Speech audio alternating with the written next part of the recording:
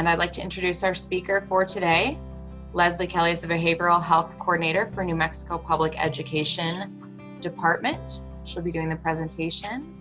Leslie, the floor is yours. You can go ahead and start sharing and present. Thank you, Susan. Good morning, everybody. As Susan said, I'm Leslie Kelly, and I have been with the Public Education Department. It was 2 years in June, but in the position as a Behavioral Health Coordinator since January 1. It was a brand new position created at the request of the governor. To me, a little mysterious that this is the first time they've had a behavioral health coordinator, but we'll just take it and we're going from there. Prior to that, I've done a whole bunch of stuff in education. Mostly, I was a teacher, special ed teacher when I first moved to New Mexico. And then I've done a whole bunch of different, been in different roles with different institutions, dealing with behavioral health and counseling, teaching. I actually used to work for the Department of Health. I was the director of counseling for APS. I was out in Laguna Pueblo, worked for UNM. So I guess I'm just old and I've been around now. So anyway, and this has really been my passion, which is prevention and early intervention, knowing that if we can make the connections early and build social skills in our kids and ourselves, that the academics then just comes naturally. And unfortunately, that there's been so many different difficult things that we have to deal with in schools that we end up putting out fires and putting our energy into reacting and intervention. And then our time gets taken away from prevention and early intervention, which is really so necessary. So the good news is, and I don't know how many of you were on yesterday to hear the Secretary of Education talk about the priorities around behavioral health and the social and emotional learning framework. So that's part of my job, is to create the framework for New Mexico. And we have a statewide work group and advisory group in place right now. And I think he kind of made it sound like it was done, but it's not done. The work is really in the early stages. So we are just about to draft the first framework. And hopefully then by 2021, second semester, or whatever that looks like, schools and districts will have access to it, and then technical support from our office around what does that look like, and how do we implement a comprehensive social emotional learning in my building, in my district. And I'm just going to say one more thing about that, is that so much of what everybody's already doing is social and emotional learning. There just needs the framework. The goal of the framework is to make the connections and have the same language, so that, you know, MLSS is part of social emotional learning. PBIS, your discipline, academics, it's all integrated. So we're not creating something new. We're just providing a framework so you can see where you're at as a school or a district, and where you want to start working. So it's really exciting to me, and I'm looking forward to pushing through with that work. So today, well, and the other thing I want to say is that the one thing that we adopted for the New Mexico Social and Emotional Learning Framework was the Casel 5 core competencies. And I see some familiar names and faces from my presentation yesterday. So there's a little bit of overlap, just to lay some foundational work. So I will be talking about those 5 core competencies. The New Mexico Social Emotional Learning Framework will be grounded in those, and then the rest will come from the work group and the advisory group on how they want to create the framework based on those competencies. I will also have my contact information at the end of this, so that you can write it down, and I believe you're getting copies of the PowerPoint also. So here's the learning objective. Whoops, sorry. Here's the learning objectives for today. The participants will be able to identify the 3 signature practices. You will have at least one new tool or strategy to use with students in implementing this 3 signature practices. and that you'll have at least one new tool or strategy to use with peers and adults in implementing the 3 signature practices. And what I'd like to say about that is that everything that I'm talking about around social emotional learning, the competencies, the signature practices that you can use with your students in your classroom, it's also really important that you think about it in terms of how to use it with yourself and your colleagues in your school building, because we need to embrace and work on these things as adults and model that behavior wherever we go to really, really solidify teaching this to our students and having a school-wide culture around that supports social emotional learning. So I'm going to be modeling the 3 signature practices, and the first one's a welcoming inclusion activity, and we'll talk about that more at length, but I want you to, there's going to be a poll, and I want you on a scale of 1 to 10, 1 feeling the most nervous about starting school, and 10 feeling super good and confident about starting school. How would you rate yourself? Kind of people feeling pretty sort of confident, not completely confident, no 10s, which is completely understandable. So the next question is, and I'd like you to put this in the chat if you feel comfortable. So if you were an 8 or lower, what would you need to do to get 2 points higher? What would you need to do to be a 9 or 10? If you were an 8 or lower, what would you need to do to get 2 points higher? So if you were 2, what do you need to do to be a 4? If you were 5, what do you need to do to be a 7? We have some people who say that they would need more information. One, I don't really know, and that contributes to my nervousness and lack of confidence in going back. Bruce said he would like to meet more with colleagues to support each other. Kevin, feel more connected and supported by and with my colleagues. Denise, have an improved understanding of the risks associated with COVID-19 and the school environment. Sandra, working together as a team. Beth, let's see, clear and consistent information. Lots of people saying more information. Got it. I am now seeing the chat too, sorry.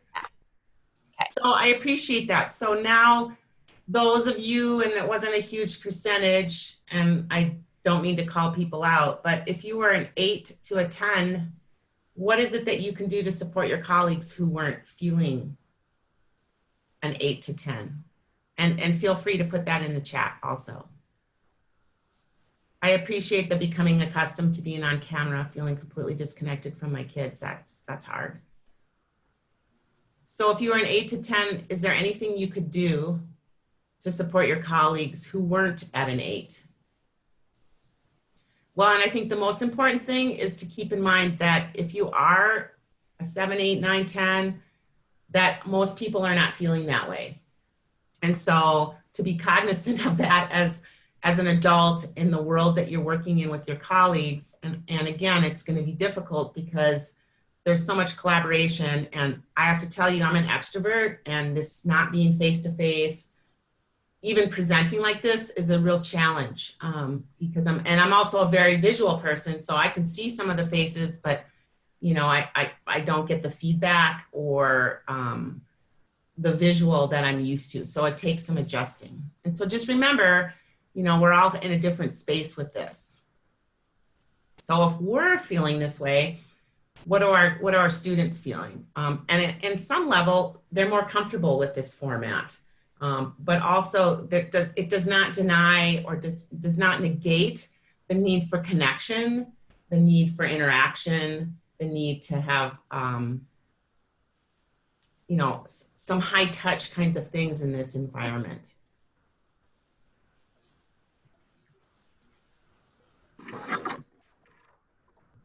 So again, there's a few slides that I used yesterday. So those of you that were here yesterday, please bear with me. So what is social emotional learning? What is SEL? So SEL is just the process through which children and adults acquire and effectively apply the knowledge, attitudes, and skills necessary to understand and manage emotions, set and achieve positive goals, feel and show empathy for others, establish and maintain positive relationships, and make responsible decisions. So think about what this looks like. I mean, this definition. And think about what you want for your classroom. And I think that 9 times out of 10, we don't think, I want everyone to get this score on this state mandated test. We think we want our kids to be able to have and show empathy, make some responsible decisions, all these things that SEL are. I think that as a teacher, that's what I wanted for my students. And the academics and becoming a successful person are byproducts of this. It just happens. So this is a great slide on the most cited and compelling research on SEL. And there's a 2011 meta-analysis by Casel, which is the Collaborative for Academic, Social, and Emotional Learning. And I have a lot of resources at the end of this presentation, many from Casel. And the reason why, the other reason why, there's a lot of organizations and groups and businesses and educational cooperatives that talk about social emotional learning. And I'm not endorsing or saying Casel is the way to go, but they have so many free resources that as a teacher, I don't want to come to and I don't want to learn all this stuff about social emotional learning and then not have the ability to integrate it immediately into my classroom. And so that is one of the reasons why we selected using the competencies from Casel, the 5 that I will go over in a little bit, because they cover the skills that every single social emotional learning program covers. They're just all called different things, but they mean the same thing. And so I think that having access to free resources is very powerful, especially in this environment. So, the meta-analysis looked at K-12. It was a bunch of different studies that they looked at together and basically found that in students K through 12 and over 270,000 students, those that were involved in comprehensive social emotional learning programs at their school had better social emotional skills, obviously, but improved attitudes about their self and school and others, positive classroom behavior, less disruptions, and 11 percentile point gain on standard achievement tests, which is huge. And then, of course, reduced conduct problems in the classroom, reduced emotional distress.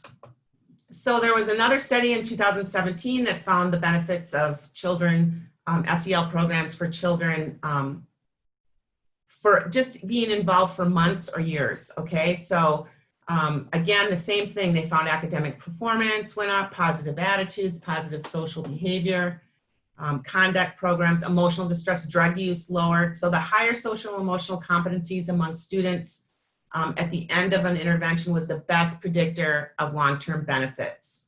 And the most important thing in this slide for me is that the benefits were the same for students regardless of their socioeconomic background, their race, or where their school is located. So here's the positive impact on teachers. So teachers who possess social emotional competencies are more likely to stay in the classroom longer. Why? Because you don't feel as frustrated dealing with the students that are struggling with those competencies. Because you're better able to protect yourself from burnout, because you're able to manage and develop nurturing relationships and connections with your students. You're better equipped to manage your classroom. You get to serve as the behavioral role model for your kids, and you're much better at regulating your own emotions. And as we saw from the first slide, or the first poll, was that you have a lot of feelings about what's going on in your classroom and your future role as a teacher, as you should, because things have changed so dramatically. So I just think it's important to remember that we're probably, as adults, going to need to be more connected to our own emotions and be able to regulate ourselves, because when you're not standing in front of a class anymore, but still students can pick it up. Students know when an adult is in distress. So the SEL outcomes linked to young adults and their future. There's significant associations between social emotional skills in kindergarten and young adult outcomes. So kindergartners who were stronger in SEL competencies were more likely to graduate from high school, complete a college degree, obtain stable employment in adulthood, and less likely to be living in public housing, receiving public assistance, involved with the police, or in a detention facility. And here is some insights from other states, and this is not the easiest slide to see, and I apologize from it, but there's 7 key insights from leading districts, because in Casel they have a whole statewide collaborative, which they've actually let me be a part of, even though New Mexico is not officially part of this whole thing, but they're very supportive and helpful. So, so they find that systematic SEL is possible even when there's lots of changes in leadership, which if you're in even a small district, oftentimes superintendents stay for a year or 2, or some rule from PED comes down and changes something. So it's possible regardless, and that it's ideally integrated into every aspect of your district's work or your school's work, like your strategic plan, budgets, human resources, and operations. So like when you're hiring people, asking questions around social emotional learning would be really, really appropriate, because then you know you're getting somebody with that mindset, that it's integrated into every part of the classroom or school and instruction. So your climate and your culture, it runs through the school and the community and family partnerships.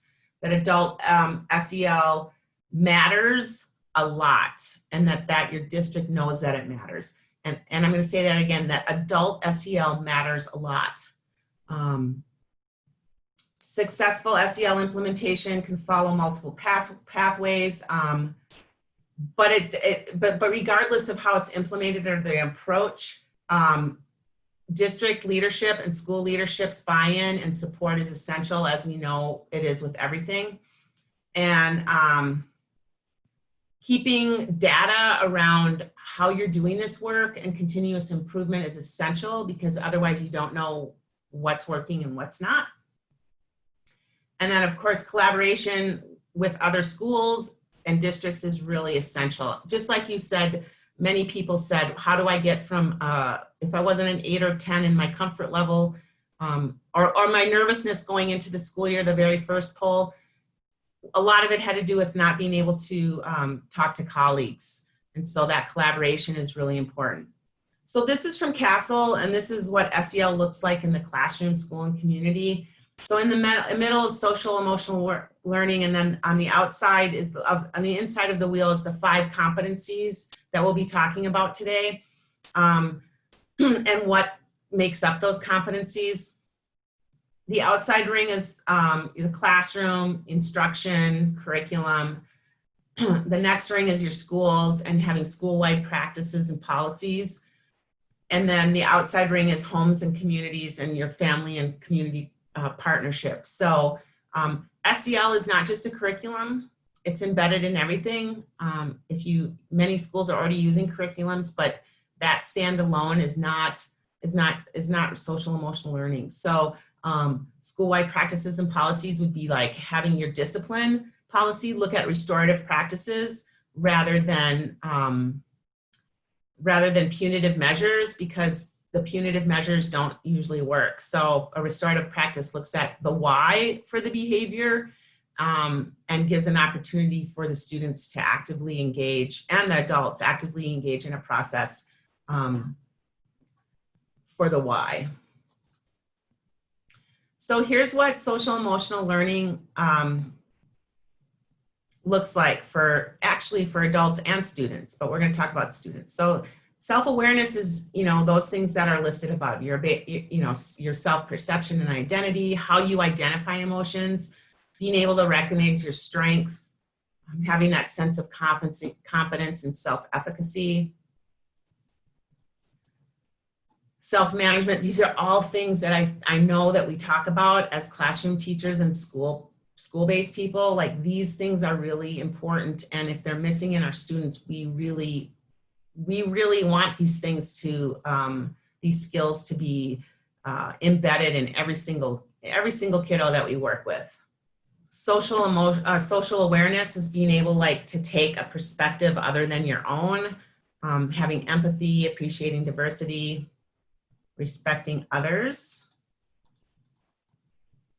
And then the relationship skills, building positive relationships, social engagement, communication, cooperative working, resolving conflicts, helping and seeking help. So all these self-management, self-awareness are very tied to relationship skills. And then responsible decision-making, being able to identify what the problem is, some possible solutions, being able to analyze the situation, being able to step back and have a process rather than immediately reacting or having the emotion drive your reaction. So these are some of the things that students say when they, or would be able to say when they acquire these skills around self-awareness. I know what I'm good at. I have a plan for how to get better. I think about my feelings and how I act.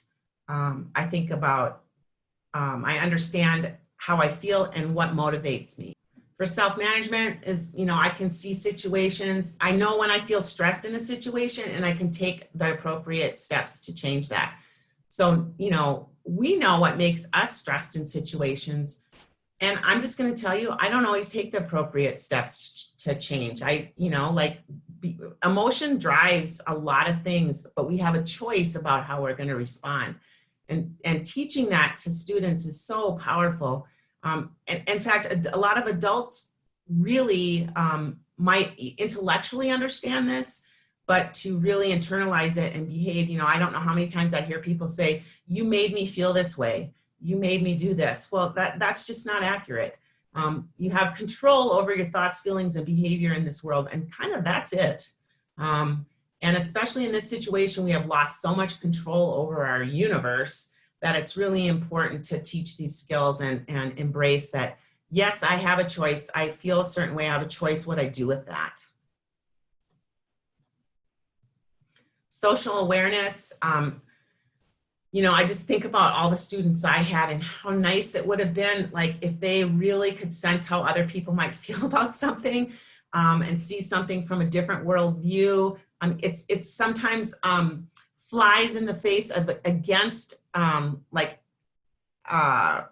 human development. So there's stages of adolescent development where these things really are challenged, but it doesn't mean that students can't learn them. And students can't understand that. If you have teenagers or preteens, that their world's really about them in a lot of respects. It does not mean that precludes them from really understanding that there's other perspectives and that they need to walk in this world and be successful in this world by looking through another lens or trying to understand how other people feel or respecting other people. So relationship skills, I can build positive relationships with others. I'm able to communicate clearly with my peers, and I can listen and express myself in a positive way.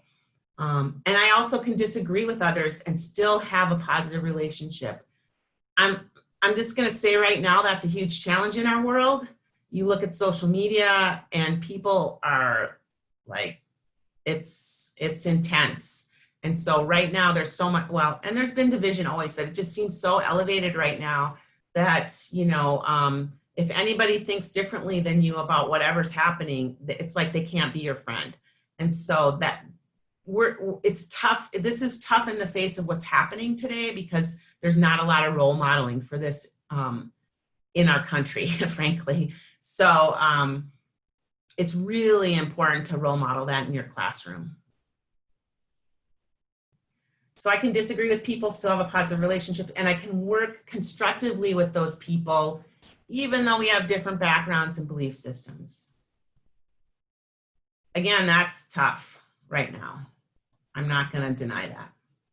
So responsible decision-making, means that I can identify problems and find solutions.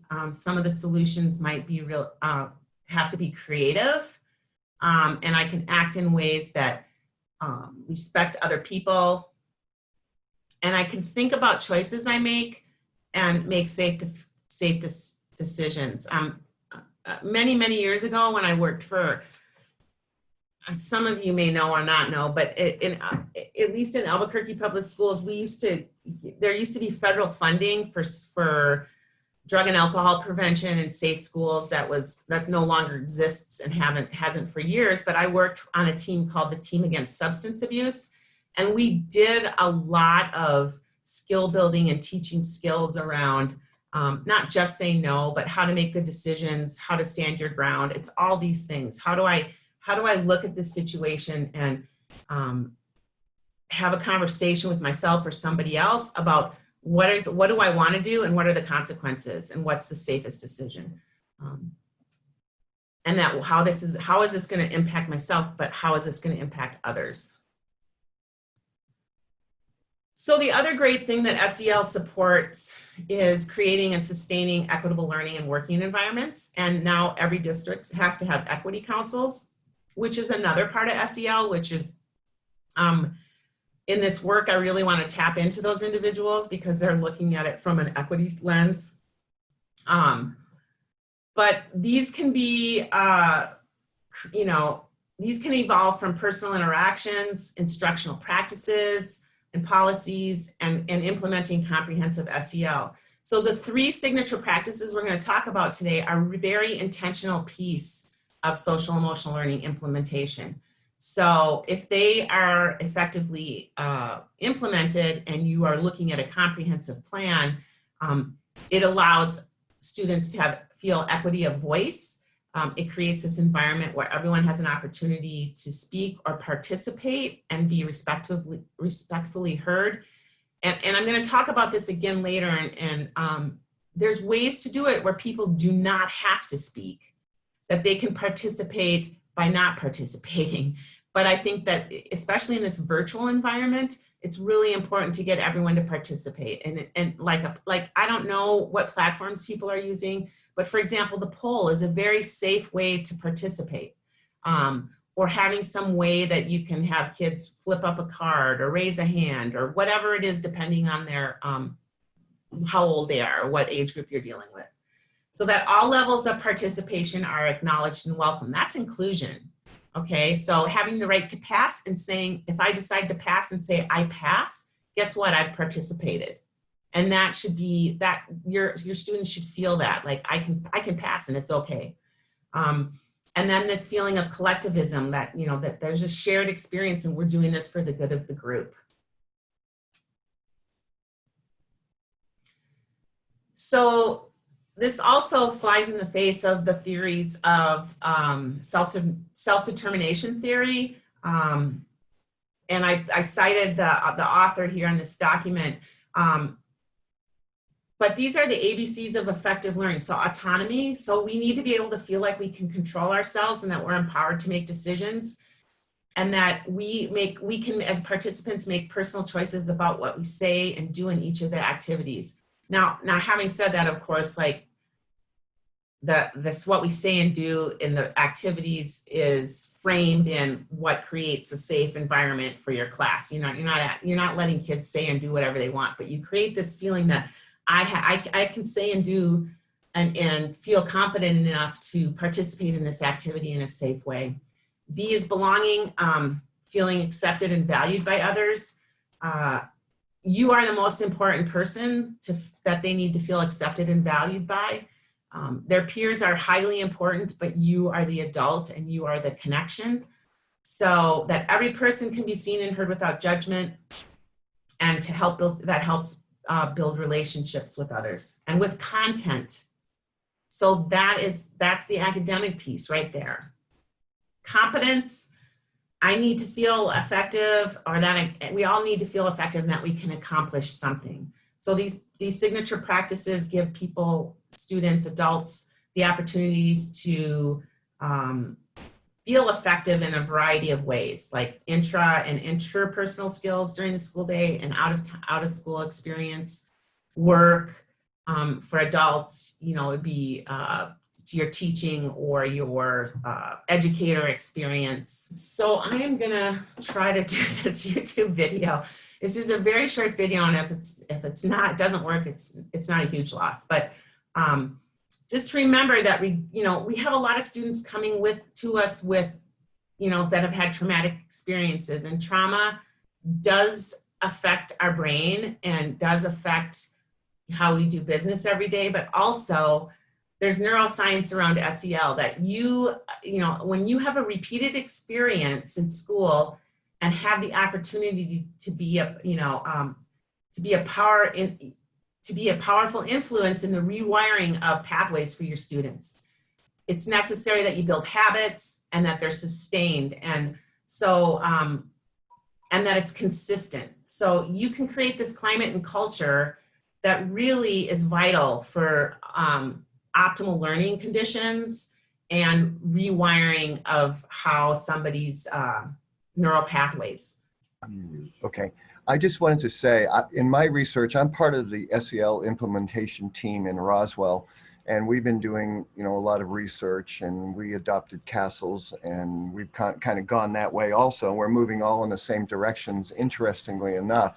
But there is a survey that's out that I saw, and I can get the link and send it to you guys.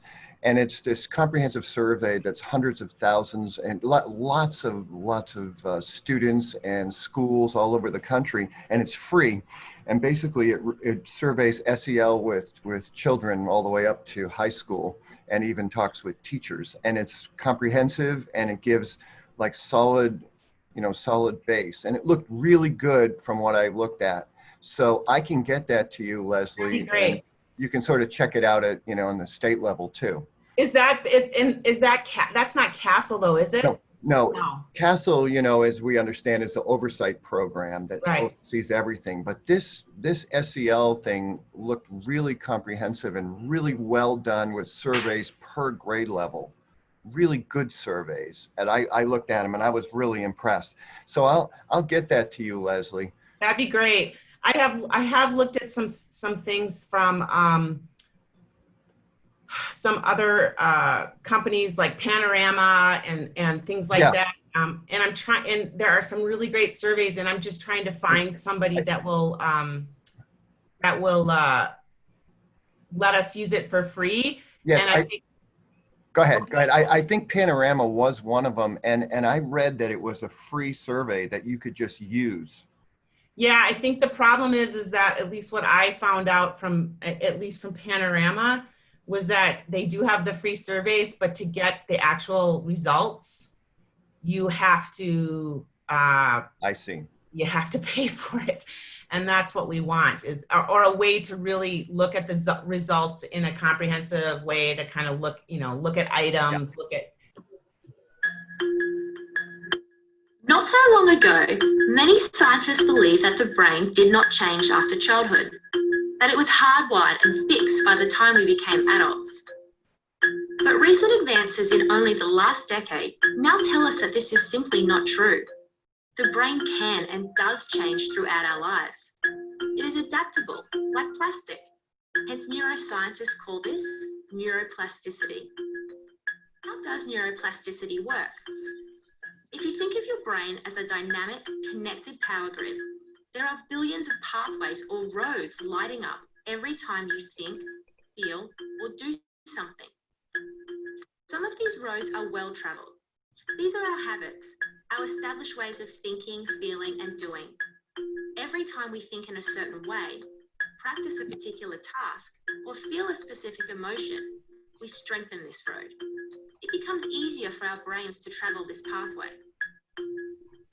Say we think about something differently, learn a new task, or choose a different emotion. We start carving out a new road.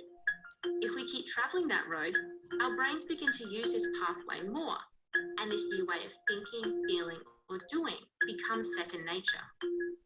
The old pathway gets used less and less and weakens. This process of rewiring your brain by forming new connections and weakening old ones is neuroplasticity in action. The good news is that we all have the ability to learn and change by rewiring our brains. If you have ever changed a bad habit or thought about something differently, you have carved a new pathway in your brain and experienced neuroplasticity firsthand. With repeated and directed attention towards your desired change, you can rewire your brain.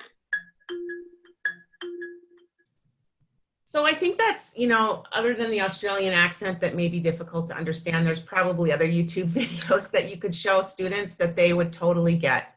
And as adults, I think it's really important to remember that we have the power to change. I mean, I often have told people, I've often told people that my brain is full and I can't learn anything else new, but that's just not true. So the signature practices are very simple, these three things. How to begin and end classes, meetings for adults and students. So this is something that would be really awesome if people could integrate into what they're doing as adults. So the first one's a welcoming ritual and routine, some inclusion kind of activity. The second one is engaging strategies for learning and brain breaks and transitions. And I'm just going to say, I know a lot of you do these things already. The challenge is going to be, how do we do it in a virtual environment? And then the last one is an optimistic closure. So I'm a tennis player and I came across this quote and I thought, this is awesome. Start where you are, use what you have, and do what you can. And that's from Arthur Ashe. And a lot of this is super overwhelming, so I think this is an important mantra. You just start where you are, you use what you have, and you do what you can, because that's what this is going to be like. So getting started with this whole thing is just trying to prioritize, like making time for SEL practices in your classroom, even when it seems like you don't have any time. It just sets up your class to be engaged and do its best work.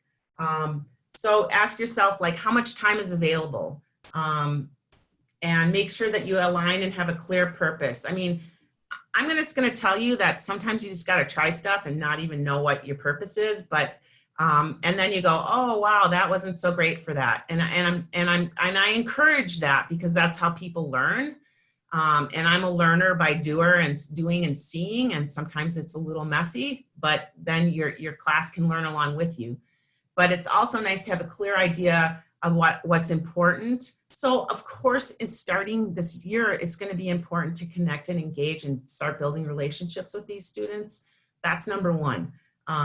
And then what's important about this engagement? Well, this is going to set the tone for how we go forward and how we do business virtually. Always keeping relationships in mind. So obviously, the first time you're going to have to ask yourself, like, what, you know, how well do these students know each other? How often am I going to be seeing them online? And how comfortable are they with each other? Because not only how well do you know them, but how, you know, are they going to be able to, you know, how vulnerable do you want to make this activity? And in some ways, this online thing provides a layer of, not necessarily anonymity, but it distances people a little. So sometimes there's a increased feeling of safeness. And then being able to empathize with your participants, like reading the room, trusting your gut, your hunch, trying to match an activity with what's going on with your group, which is going to be a challenge virtually. So we're going to have to like flex a little bit and, you know, figure out how do we take that temperature emotionally and intellectually. So welcoming rituals and routines, inclusion activities, they're brief interactions or like maybe tops, you know, some activities are longer, 5-7 minutes, just depends on what you want to accomplish. It's trying to bring voice to every single person in the room. And again, like I said, that voice could be a pass, but you're giving voice to everybody and making connections with each other for the work ahead. So you're starting this, you're setting the pace, setting the tone, making the connection for what you want to accomplish next. And then respecting and hearing every perspective in a culturally laden voice.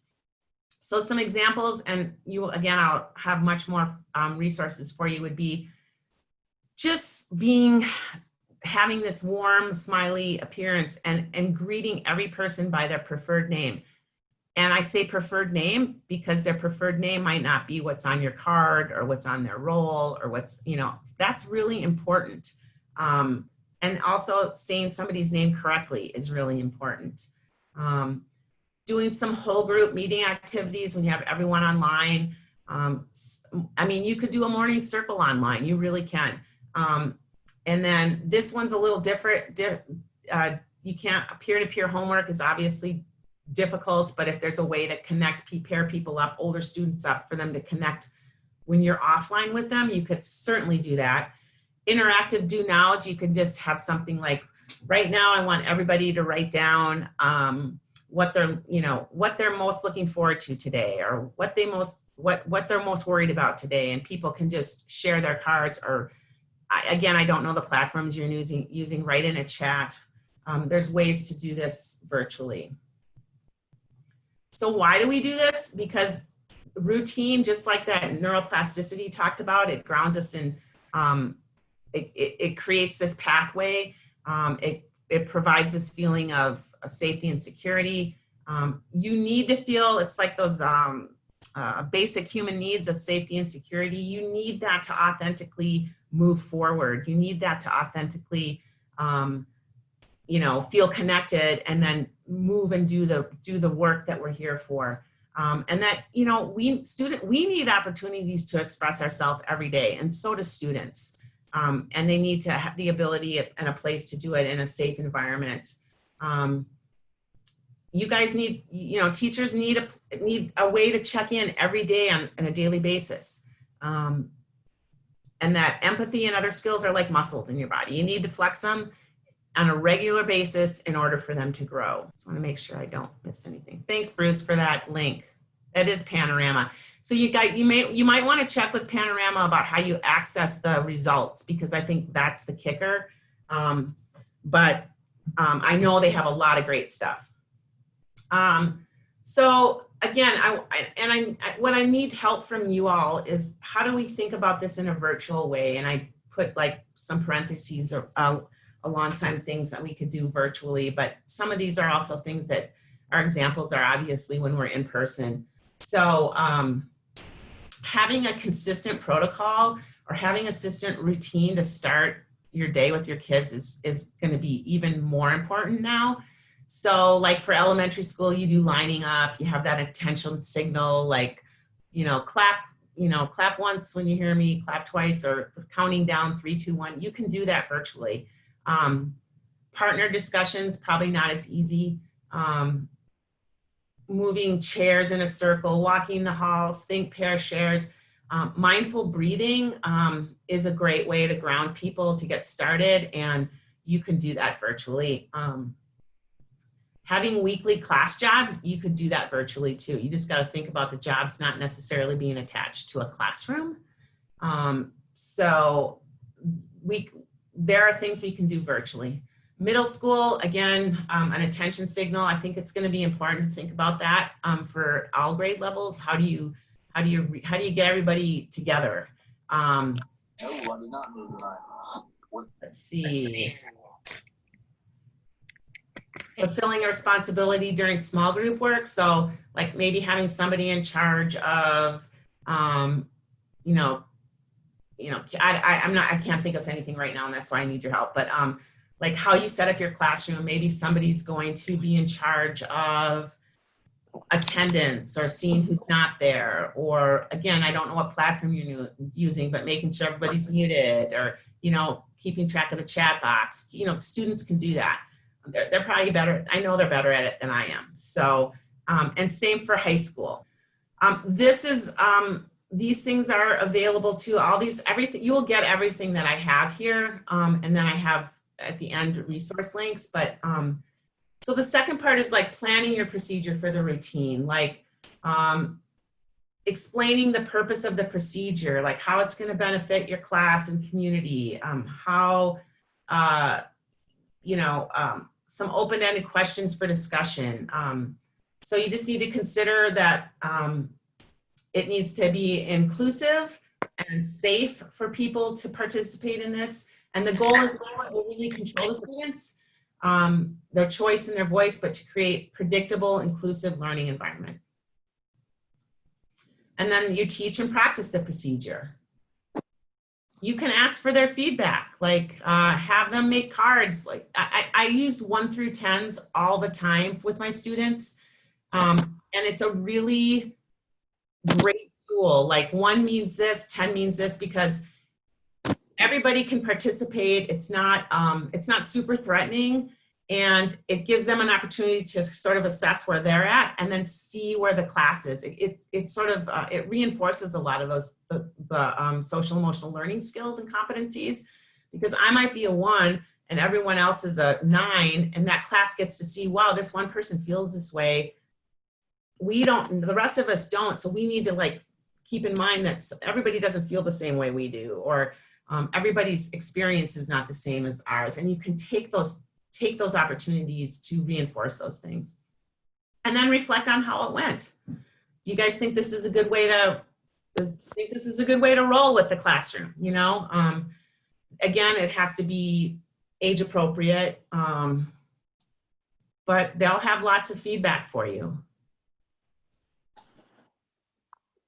The second signature practice is engaging in strategies, brain breaks, and transitions. So, and I just put some of the examples. There's a lot more on some of the links I'm going to send you. But again, transitions and attention signals are going to be pretty important when you're in a virtual environment. And you may have to this may be a trial and error kind of thing. Mindful minute brain breaks, calming, some sort of calming focus activity.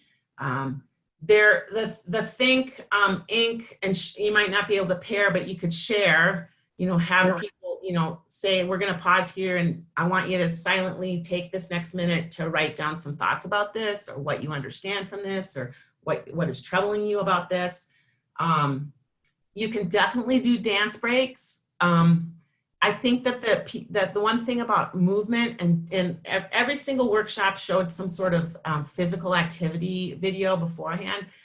I think the fear is that people will go bananas and you won't be able to get them back, but you will. And they'll same with mindfulness activity.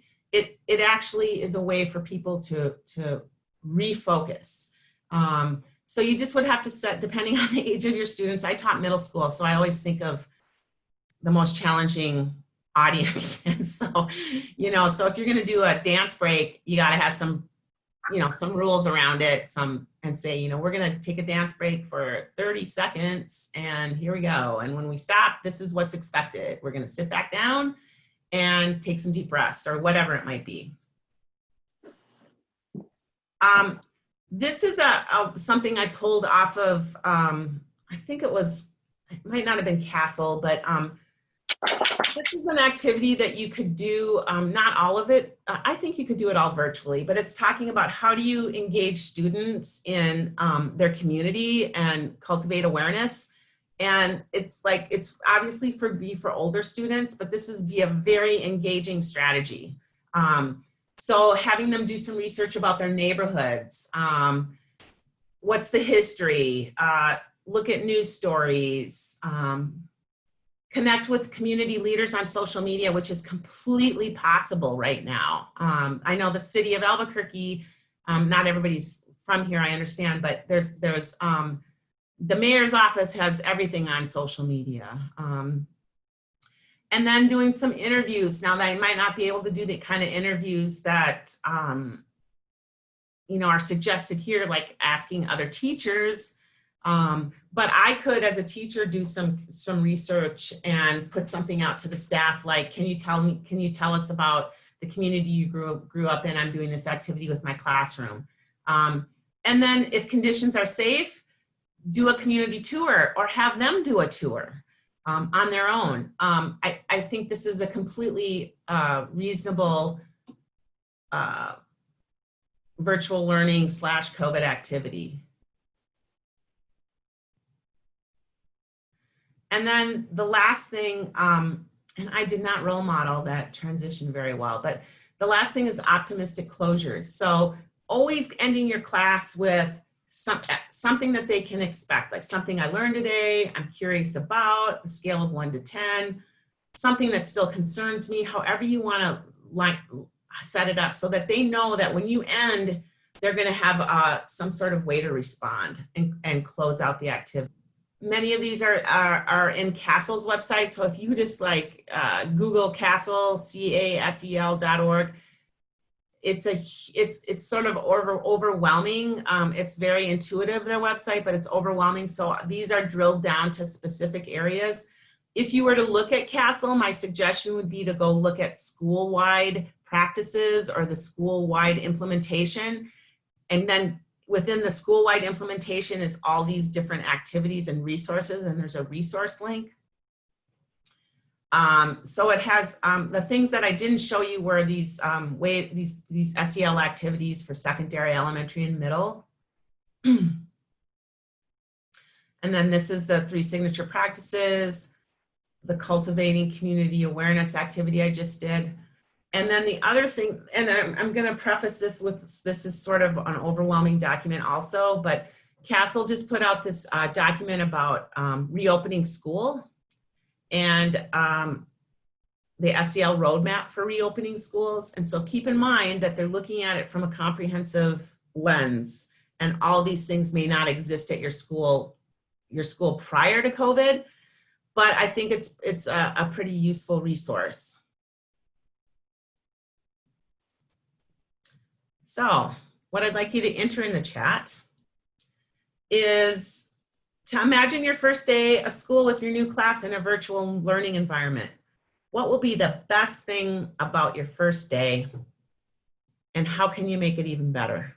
Seeing your students that you've missed, seeing students and their smiles, even if it's only on camera, getting acquainted, welcoming them to their new school, teaching 9th grade, making them feel welcome, seeing my students and being ready. Reassure students this is a new process from everyone and we'll all get through it. Seeing my students. Being in a great place personally. Seeing everyone and connecting with how they're doing, allowing students to get acquainted and reacquainted with each other. I can make it better by welcoming my 9th graders and getting to know them. Just being there. The best thing will be seeing students again. How can I make it better? Remind them that even though we are not in person, we are still a family. Include students, touch base. We are all here to help each other and work together as a team. Those are fantastic. And what a great equalizer this has been, really. I mean, because we're all starting from a place of discomfort and maybe, and definitely uncertainty. And we're all on the same place with our kids. And that is a very powerful place to stay, because you think about, I just think about my post-secondary experience, and I have a special ed degree and license. I don't think once they talked about how to connect with your kids, how to make them feel safe, how to build relationship. And I was taught that I was the expert in this area, and I was going to be the expert, and I was going to stand in front of this group of students and be the expert. So asking me to step back and go, now you get to be, now you're in the world of the unknown with your students, and you have to acknowledge and verbalize that with them. That can be very scary for some people.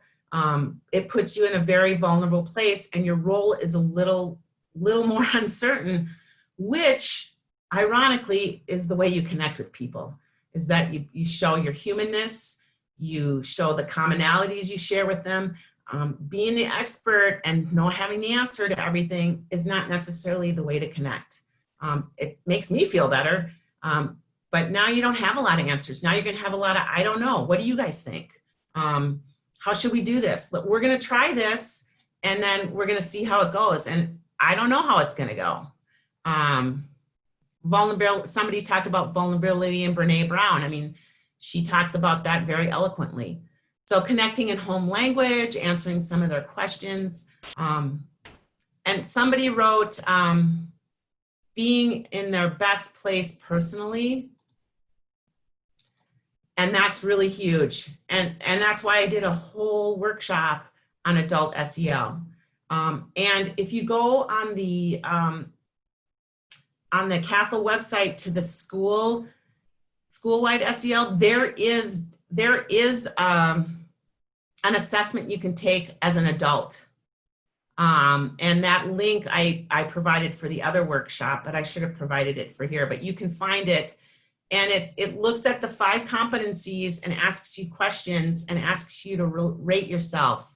Do you rarely do this? Do you sometimes do this? Do you often do this? And based on your answers, you can kind of get an idea of, wow, I'm really strong in this area, or there's a lot of R's and S's in this one, rarely and sometimes, and maybe I need to step back and look at this. And I could tell my students, guess what? I'm working on this area myself. I mean, that is very powerful.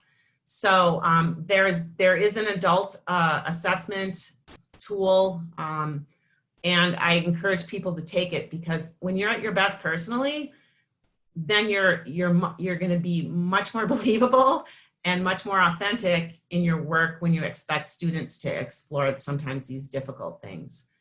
I'll definitely connect, and part of the work going forward is going to be getting the framework out, but also trying to figure out how we can support districts depending on, or in schools, where are they at with this, and connect schools with each other so that we can support each other collaboratively in this work. Find out what's going well with folks and figure out how to share that out, because a lot of, like I said at the very beginning, a lot of people are doing this work already, and we don't need to reinvent the wheel. You know, they say smart people come up with really great things, brilliant people steal them from the people that came up with really great things. So let's be brilliant. Go ahead, Bruce. I just wanted to say that in our group, we have like 30 members, and we have outside organizations, and we came up with resource and referral information also. And we tasked everybody with doing a 90-day plan. So everybody's bringing it all back, and then we got lots of information, but the resource information from the community is huge and very helpful for us. And then we talked about how like CASA and CYFD and on and on and on, JPO are all going to work together with us. So we have and Wings for Life. So we have a lot of outside things happening, and that's really powerful. So I just wanted to say that. Thank you. I will love to connect with you at a later date and find out more about that. So again, I just thank you so much for your time and attention. And if there's any other questions, I'm happy to stand for them now. And please feel free to contact me. This is all really exciting, and you know, it's nice to know we're heading down a road that people have already embarked on, and we're speaking the same language, which I think is really helpful.